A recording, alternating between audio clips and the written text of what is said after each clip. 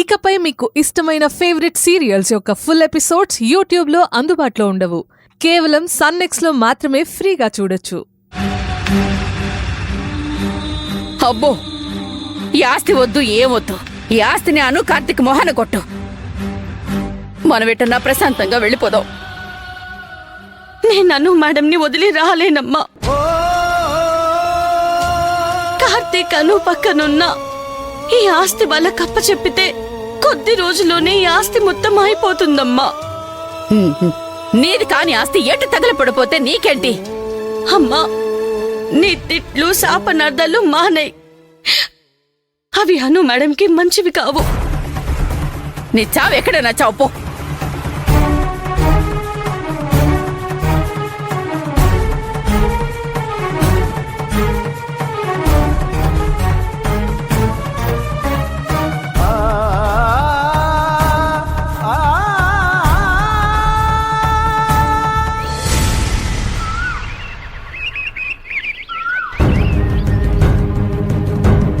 అమ్మాను, పూర్తి స్థాయిలో పూజ సక్రమంగా అయిపోయింది అనుకునేలోపు సాక్షాత్తు కాళీమాతే ఉగ్రరూపం వచ్చినంత పనైందమ్మా. చివరిలో ముత్తైదువులకు మనస్ఫూర్తిగా వాయనం ఇవ్వాల్సింది, కానీ అలా జరగలేదు. అపచారం జరిగిందమ్మా. విచారించాల్సిన విషయం. నిజమే పూజారి గారు, అలా జరగడానికి కారణం నేనే. ఇప్పుడు పరిష్కారం చెప్పండి. ఆ దోషం నా కూతురికి అంటకుండా పాప నివృత్తి కావాలంటే ఏం చేయాలో చెప్పండి పూజారి గారు. ఇదంతా అనుజాతకంలో ఉన్న రాహుగ్రహ ప్రభావం వల్ల జరిగింది. ఎందుకిలా జరిగిందా అని ఇంటికొచ్చాక నేను అనుజాతకం చూశాను. అనుజాతకంలో ఏముంది పూజారి గారు? నా జాతకం నాకు తెలుసు పూజారి గారు, ఏం బాగోలేదు. లేదమ్మా, చాలా కొత్త కొత్త విషయాలు నీ జాతకంలో ఇప్పుడిప్పుడే మొదలవుతున్నాయి. ఎప్పటినుండో తెలియని కొత్త కొత్త విషయాలు నీకు తెలియడం జరుగుతుంది.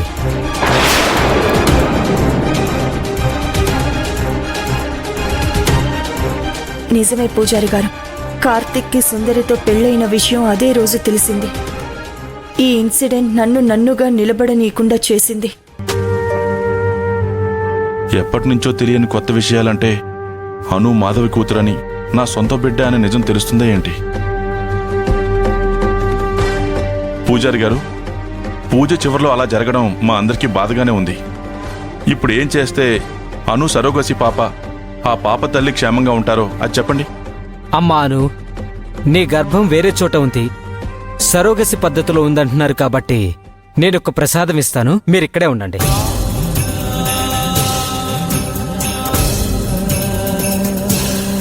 నాన్న, పూజలో అలా రచ్చరచ్చ చేసి ఉండకూడదు.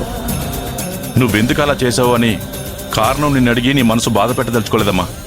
నాన్న, సమయం వచ్చినప్పుడు నేను తప్పకుండా మీకు ఆ విషయం చెప్తాను.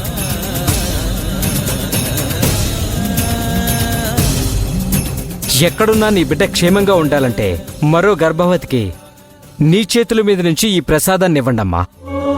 అలాగే పూజారి గారు. వెళ్ళొస్తామండి.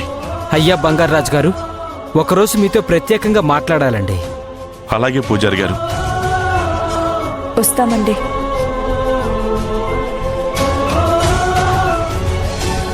అమ్మాను, గర్భవతిగా ఉన్న వాళ్ళని చూసి పూజారి చెప్పినట్లు ఈ ప్రసాదం ఇవ్వు తల్లి.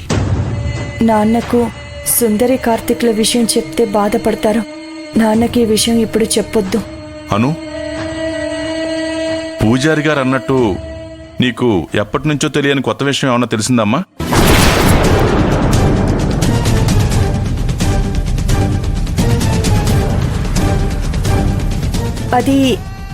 అదేం లేదు నాన్న. ఆయన అనేది బహుశా నా సరోగసి మదర్ ఎవరో నాకు తెలియదు కదా నాన్న. ఒకవేళ ముందు ముందు ఆ విషయం ఏమైనా తెలుస్తుందేమో, అందుకే అలా చెప్పుంటారు. నీ కడుపుని ఆ సుందరి మోస్తుందమ్మా. ఈ విషయం నీకు తెలియకూడదు. తెలిస్తే కష్టం. ఏంటి నాన్న ఆలోచిస్తున్నారు? ఏం లేదమ్మా, పద.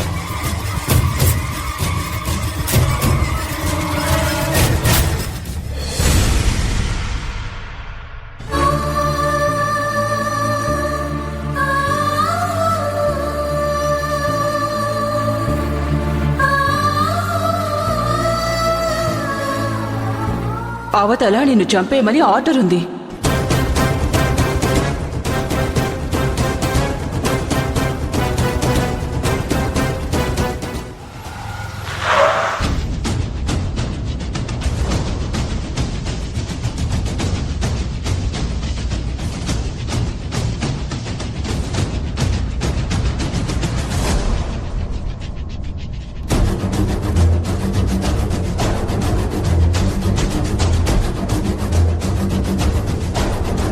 అమ్మాను, పూజారి గారు ఇచ్చిన ప్రసాదాన్ని గుళ్ళో కొంతమందికి ఇచ్చాం కదా, మిగతా ప్రసాదాన్ని గర్భవతిగా ఉన్న సుందరికి ఇచ్చేయమ్మా.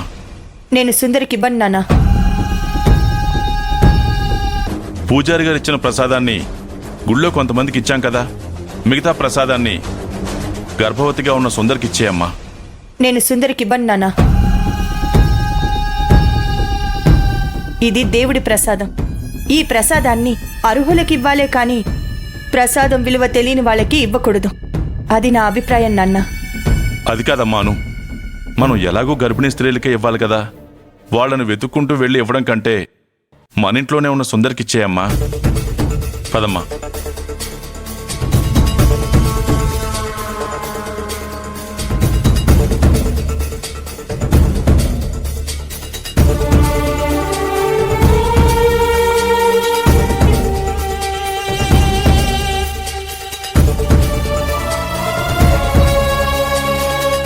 సుందరికిచ్చేయమ్మా.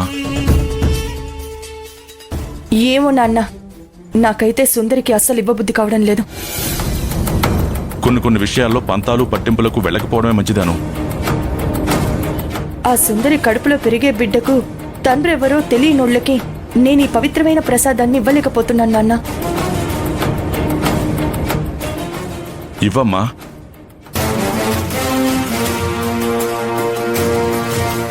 ఏంటి బాబాయ్? గుళ్ళో పూజారి గారు అనుకి ప్రసాదం ఇచ్చారు. ఆ ప్రసాదం అను చేతుల మీదుగా నీకు ఇవ్వాలనుకుంటున్నాను.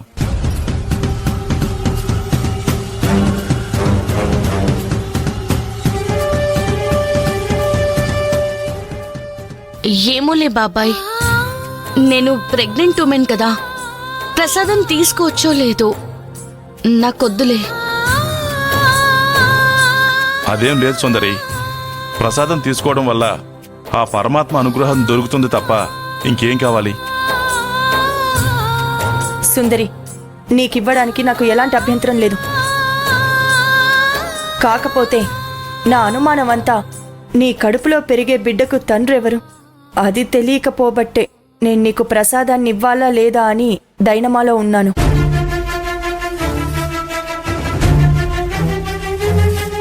సరే మేడం, మీకలా అనిపించినప్పుడు ఇవ్వకుండా ఉండడమే మంచిది. లేదులే, నాన్న చాలాసేపటి నుంచి నీకే ఇవ్వమని చెప్తున్నారు. అందుకే నీకు ఈ ప్రసాదాన్ని ఇస్తున్నాను.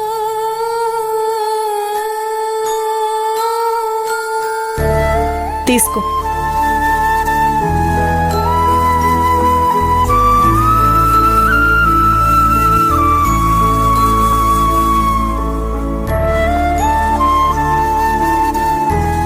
సరే అమ్మాను, నేను ఇంటికి వెళ్తాను.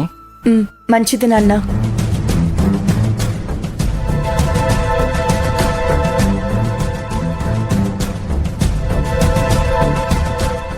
బాబాయ్ వెళ్ళొస్తానమ్మా అని అనుకి చెప్పాడు కానీ నాకు చెప్పలేదు.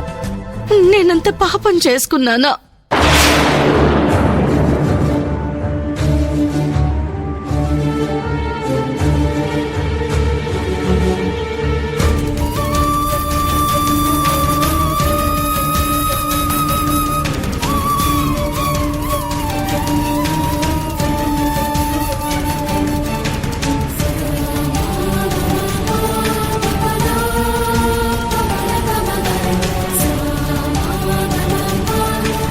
తినమని ప్రసాదాన్ని నా చేతులతో ఇస్తే తిననని దేవుడి దగ్గర పెడుతుందా? బిడ్డ క్షేమం కోసం చుక్క నీరు కూడా తాగొద్దమ్మా.